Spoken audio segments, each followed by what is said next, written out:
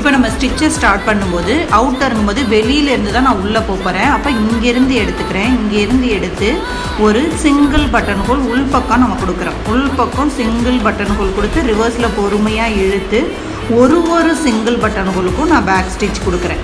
கொடுத்துட்டு அடுத்தது ஈவனாக நம்ம டிசைட் பண்ணியிருக்க ஸ்பேஸுக்கு வந்து ஒரு செயின் ஸ்டிச்சு. அகெயின் நான் உள்ளுக்குள்ளே சிங்கிள் எடுக்கும்போது இங்கே வந்து நான் கேப்பு எந்த அளவுக்கு குட்டி குட்டியாக பக்கத்தில் எடுக்க முடியுமோ அந்த அளவுக்கு பக்கத்தில் எடுக்கணும். அப்போ தான் எனக்கு வந்து அந்த ஷேப்போட ஃபினிஷிங் வந்து பர்ஃபெக்டாக வரும். உள்ளே வந்து நல்லாவே பக்கத்தில் கொடுத்துக்கலாம் நம்ம. ஸோ ஒரு தடவையும் கண்டிப்பாக நீங்கள் செயின் ஸ்டிச் போடும்போது பேக் ஸ்டிச் கண்டிப்பாக போடணும். அப்போ தான் எனக்கு பட்டன் ஹோல் மூவ் ஆகாமல் அந்த அவுட்டர் லேயரோட ஷேப் வந்து பர்ஃபெக்ட் ஃபினிஷிங்கில் நமக்கு கிடைக்கும். So single button hole with back stitch வந்து கண்டிப்பாக எல்லாத்துக்குமே நம்ம போடணும்.